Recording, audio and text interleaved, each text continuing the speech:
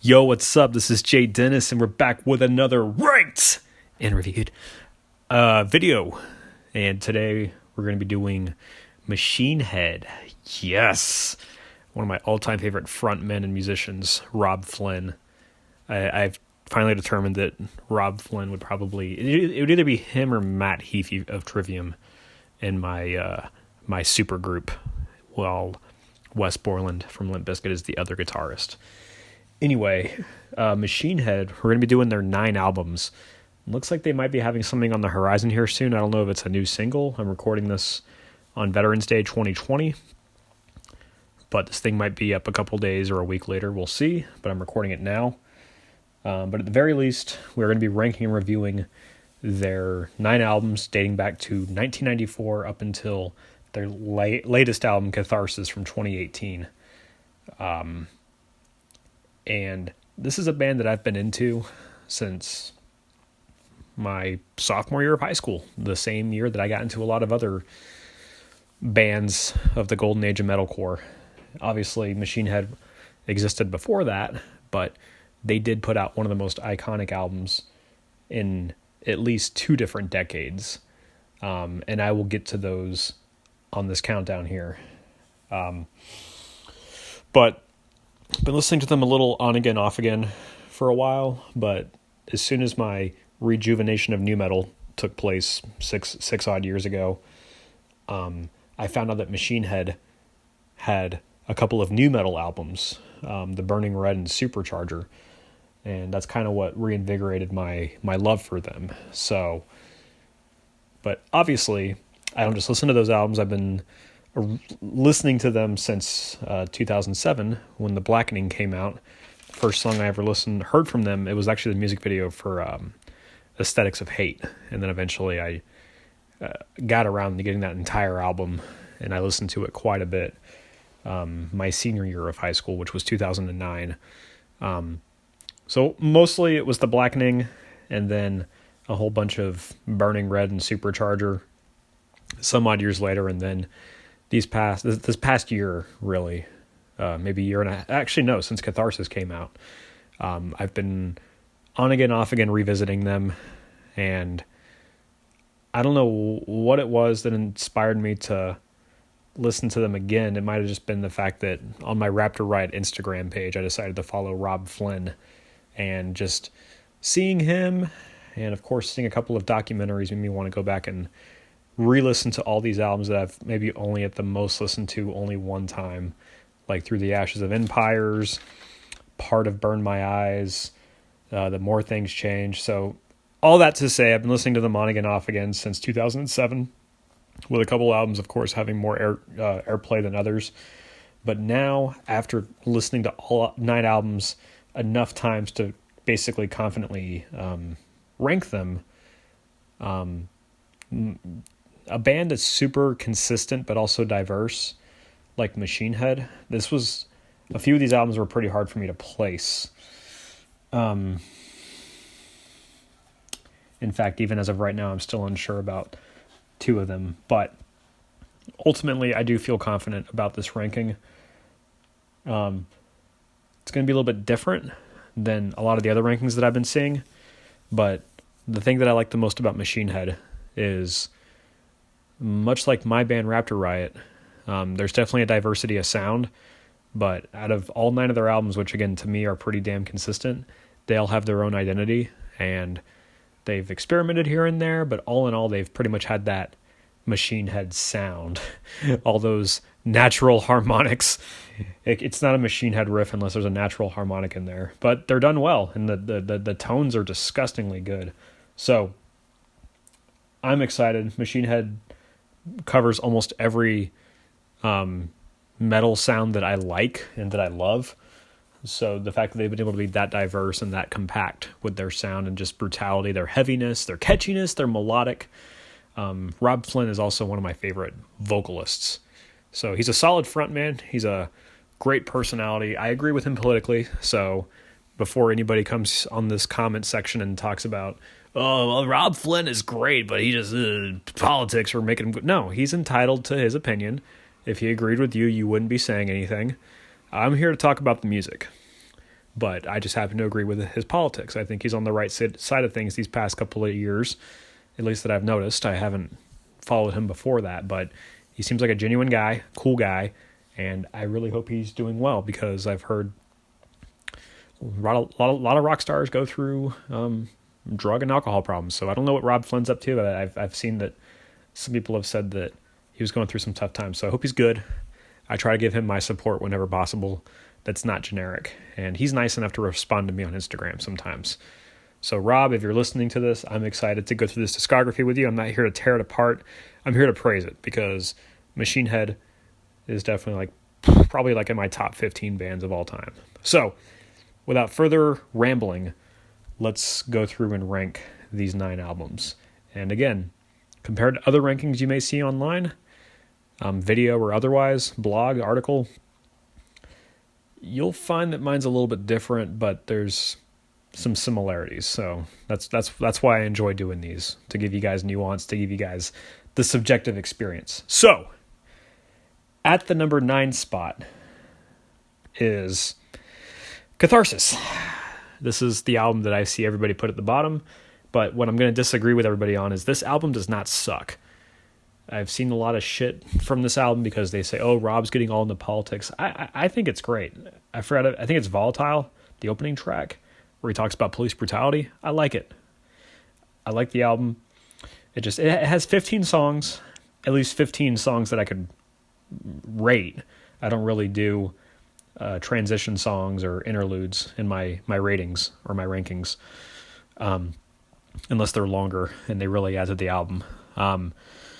But there was just a few too many songs, about half the album, that just kind of had some decent tracks, but there were some standout tracks on this album.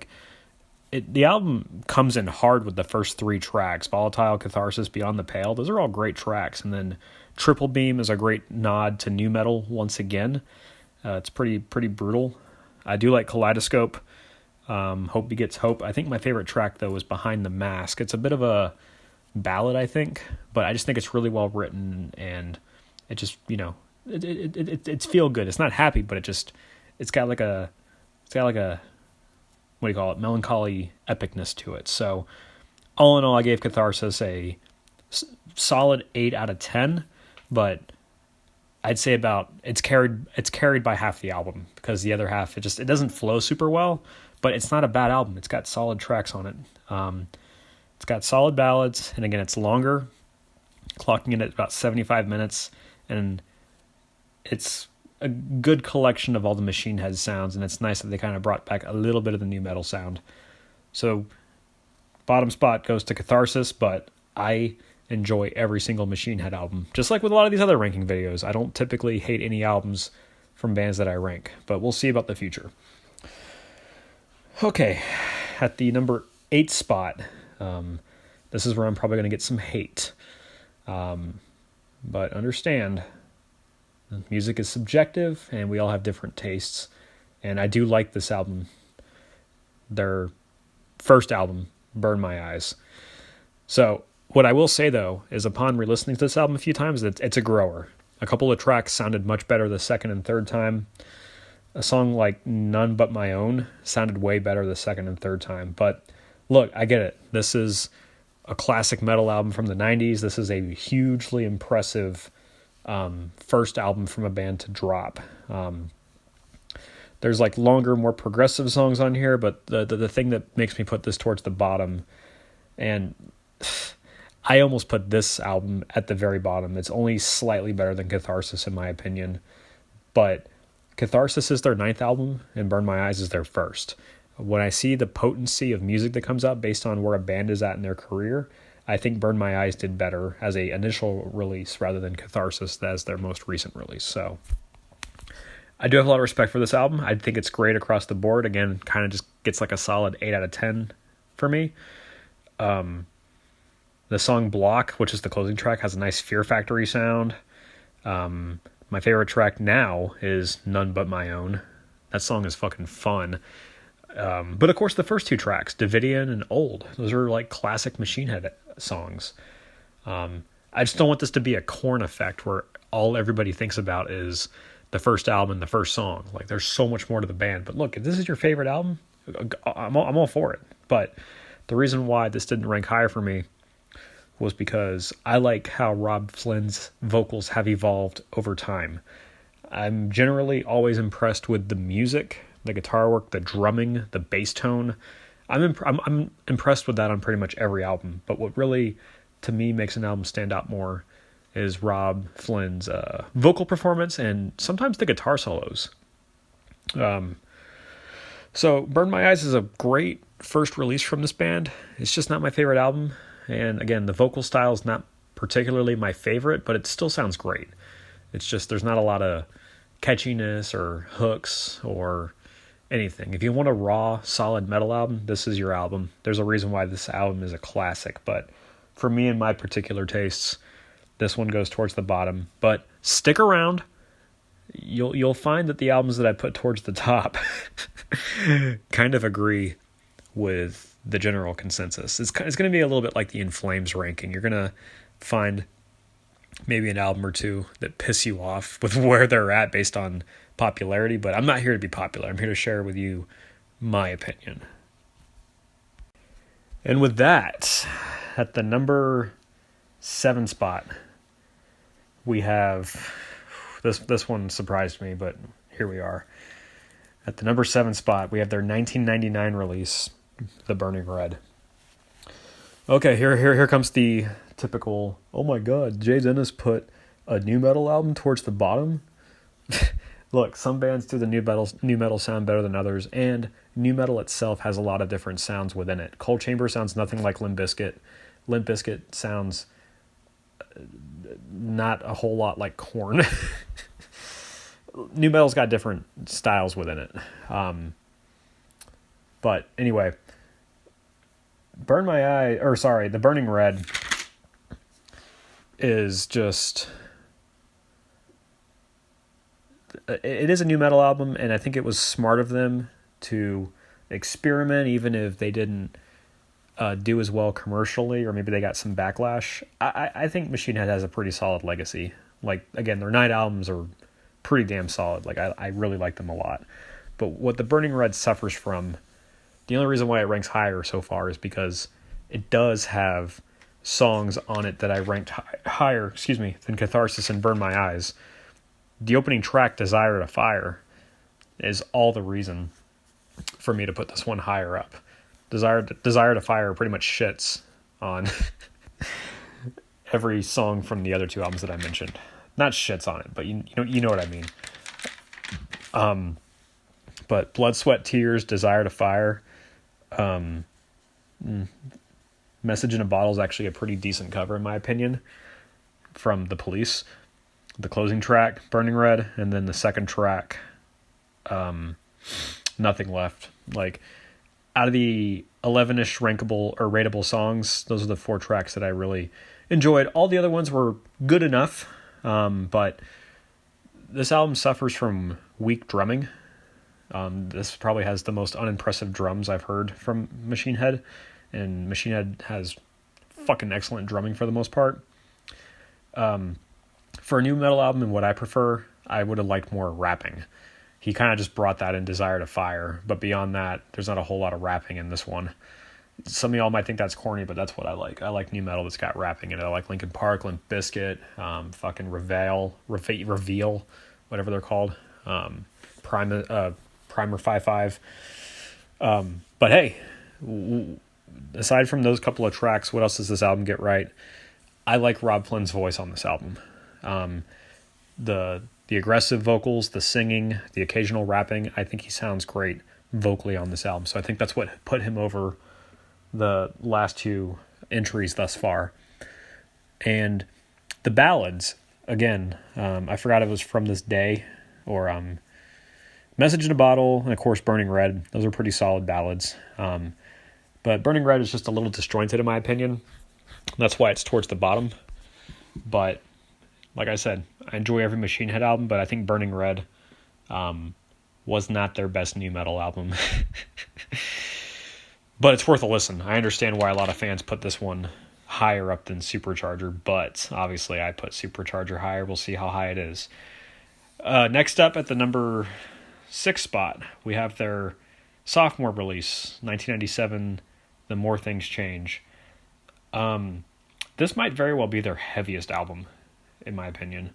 It flows very well. There's no songs on here that like breach like an 8.5 out of 10, but there's like no bad songs on here at all. It's just a very solid 8.2 out of 10 of an album. 10-Ton Hammer, Take My Scars, the front lines.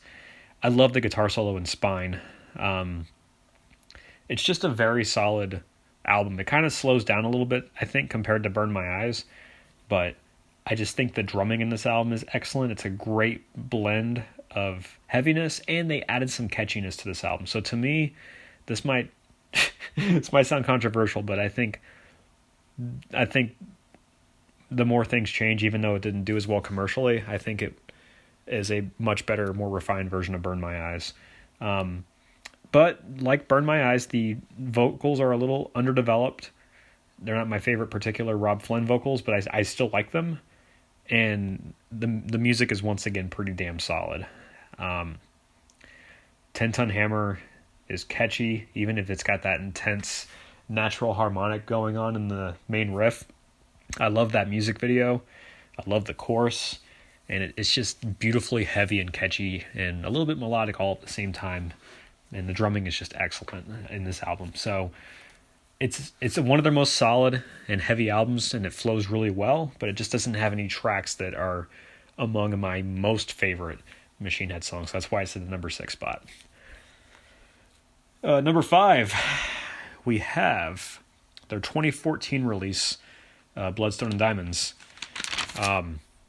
This one has one of my all-time favorite Machine Head tracks, Killers and Kings. So, a great Machine Head album to me, just fires on all cylinders from the get-go. Now We Die, Killers and Kings, 2 excellent opening tracks. Eyes of the Dead, it kind of reminds me of Avenged Sevenfold a little bit, but Eyes of the Dead is another amazing Machine Head song. I think it's just marginally better than the prior entry, but this is just a mature album. This far into their career, they're still putting out solid music. That's there's quite a few longer tracks on here, but I don't have a whole lot to say about this album. It's just got a couple of really solid tracks that elevated it higher statistically, but there's no bad songs on here either. So it's kind of a little bit like The More Things Change, where it's got a really good flow, but it's got a couple extra songs that just kick it up a notch extra high, and it's got my preferred Rob Flynn vocals. So Bloodstone and Diamonds is just a little bit marginally better at the number 5 spot, and I really do enjoy it. It's worth a couple of listens. I don't understand how anybody puts this album towards the bottom. It's actually a really well-written album. But hey, I guess it all comes down to preference. Next up at the number 4 spot, I was surprised by this. I think it's only a hair better than Bloodstone and Diamonds. It's the prior album, Unto the Locust, from 2011. This album has 7 songs on it. It's kind of like an 80s thrash metal album where it's got like 7 or 8 tracks and they're all long. The only thing this album suffers from, I'll say the bad thing first, is it's a front-loaded album. The first 4 tracks are the first 4 tracks are solid, but then it starts to slow down. Pearls Before Swine, or whatever it's called, and then Who We Are. Still great songs, but definitely the album slows down and the weakest tracks are at the end. If Unto the Locust had maintained the fury from I Am Hell, Be Still and Know. Oh God, Be Still and Know is such a fucking great track. So they got a little bit more progressive on this album with the guitar work and the harmonies and just the vocal. Like everything is just gorgeously written, and for the most part, most of the first half of the album, it's just a very well written, in depth, kind of like building on the Blackening a little bit, but not really any hooks, not really some of the other things that I like from that album. But Unto the Locust is definitely not an album worth sleeping on. It's got some of the absolute best guitar solos that Machine Head has to offer, and again, this album has pretty like unique riffs and themes within it. It's kind of like a 7-song story that's very well written. And Locust is pretty catchy track with some pretty solid riffs in it. But my favorite track is Be Still and Know. That's one of Machine Head's best songs, in my opinion. So some of these albums I'm not going to have a whole lot to say. There's very few Machine Head albums that have a whole lot of nostalgia value for me. But objectively, as a metalhead, I can listen to this album and enjoy the shit out of it. But because it is 7 particularly longer songs, this isn't an album that I would spin as much. But Be Still and Know and Locust are awesome tracks. So that's enough to elevate Unto the Locust to the number 4 spot. And again, a lot of these albums are pretty close to each other in rankings, so I'm really not saying any of these albums shit on the others, but I would say that Unto the Locust is a much better album than Catharsis, or Bloodstone and Diamonds is a much better album than Catharsis. More Things Change is better than Burn My Eyes, and so on and so forth. Anyway, let's get to the top 3 now. At the number 3 spot, we have their 2001 release, Supercharger.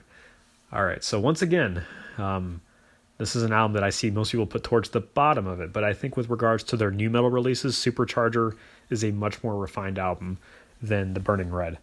They definitely embraced the sound a lot more on this album. Rob Flynn did a little bit more rapping, there was a little bit more groove and bounce to this one, and just the overall sound was better. The guitar tones, the drumming. This was just a solid, pretty damn fucking heavy album. And it's got, aside from maybe the top 2 albums, this album has the most songs that I rank pretty damn high, or that I rate pretty damn high. White Knuckle Blackout is a new metal anthem. Maybe not commercially, but to me, White Knuckle Blackout is one of the absolute best new metal tracks I've ever heard.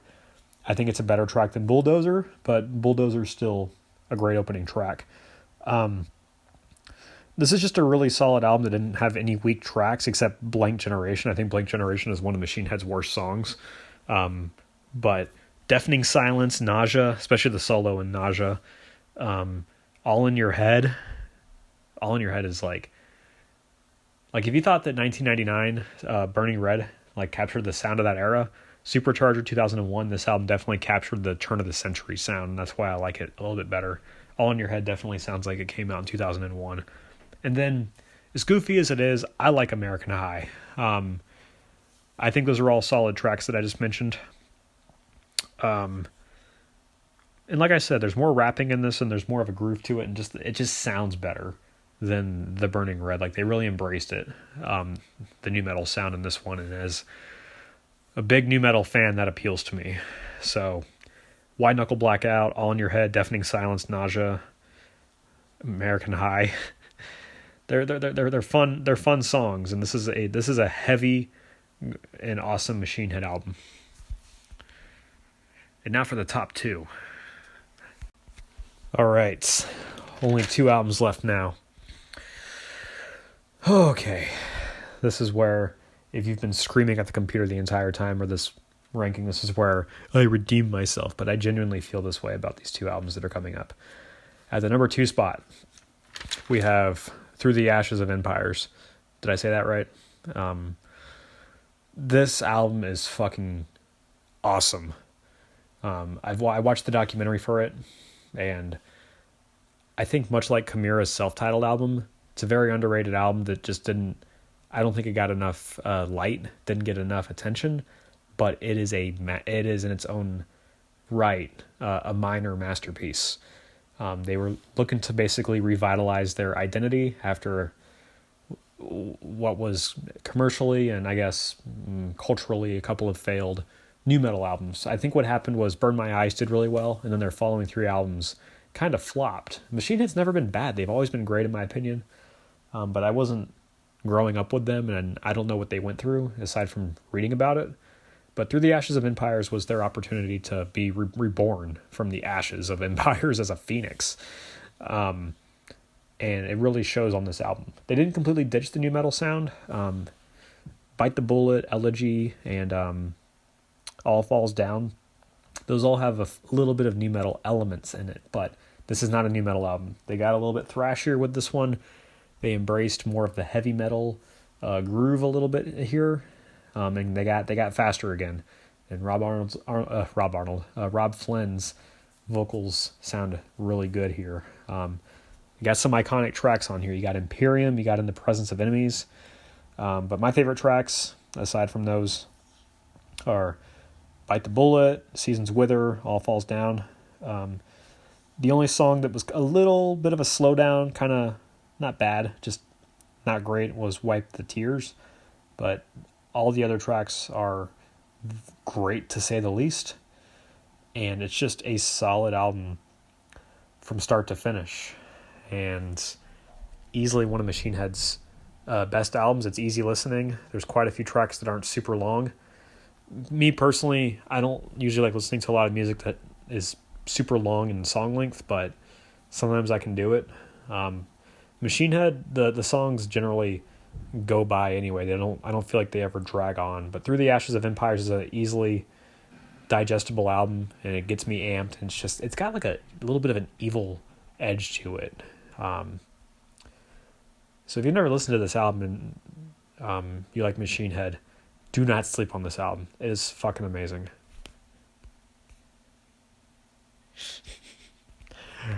All right. Speaking of masterpiece, the number one album, The Blackening, the one that started it all for me. I love it when I get into a band, or when I originally get into a band, the band that got me into them ends up being my favorite album. This is where most people would agree with me that this is Machine Head's best album. This is a metal masterpiece. They put out Burn My Eyes in the 90s, which in its own right was a metal masterpiece of the decade. And this album has been called the Master of Puppets of the 2000s quite a bit. And it doesn't hurt that they covered a Metallica song at the very end. The cover of Battery is awesome. And Battery is like is pretty much my favorite Metallica song. So I'm glad Machine Head covered it. The Blackening is I wouldn't give it a 10 out of 10. I'd give it a 9 out of 10 because not every single song grips me at a high level, like Farewell to Arms and Hallowed Be Thy Name. But all the other songs, this was the album that got pretty much most of the songs here breached a 9 out of 10. Beautiful Morning, Aesthetics of Hate, Now I Lay Thee Down, Halo, all those songs got at least a 9 out of 10. So that's a lot of excellent tracks. Machine Head, if I were to throw all the songs together and average them out, Machine Head would probably be like a B, like an 8.5 or an 8.4 out of 10. I hate to be numeric there, but that's how I'm weighing these things. Sometimes I have to use a tiebreaker or use nostalgia value or an X factor to figure out which is the best. But The Blackening is their best album by quite a bit. Most of my favorite tracks are on this album. Clenching the Fist of Descent is a long-ass opening track, but it doesn't drag at all. It kind of goes by you and you enjoy it. It's a phenomenal opening track. Basically, The Blackening took Through the Ashes of Empires and just made it somehow even better. They just took their sound, they doubled down on it, and they just worked really hard. And I watched the documentary for the making of this album, and they really put their heart and soul into this album, and it really shows. The dueling guitars, the aggressiveness, Rob Flynn's vocals, the drumming. I forget his name, but whoever drummed on Through the Ashes of Empires, The Blackening, I don't know how many more albums he was in after that, but he's bald and he's got a beard. One of the best drummers I've ever listened to. Sorry, I forgot his name, but every aspect of The Blackening is it's just a masterpiece. It's a metal masterpiece. It's up there with Master of Puppets, Rust in Peace, Beautiful Morning. And again, Aesthetics of Hate was the song that started it all for me. Really fun song to learn.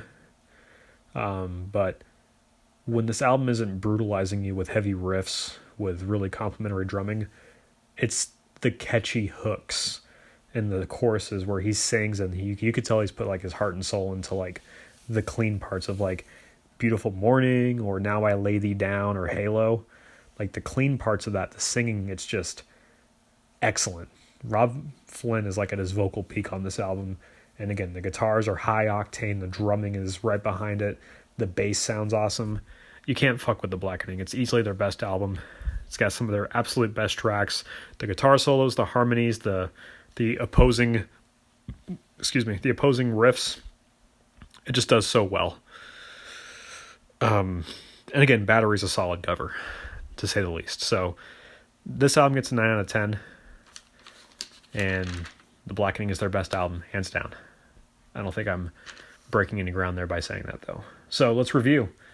Number 9 is Catharsis. Number 8 is Burn My Eyes. Number 7 is The Burning Red. 6, The More Things Change. 5, Bloodstone and Diamonds. 4, Unto the Locust. 3, Supercharger. 2, Through the Ashes of Empires. And number 1, The Blackening.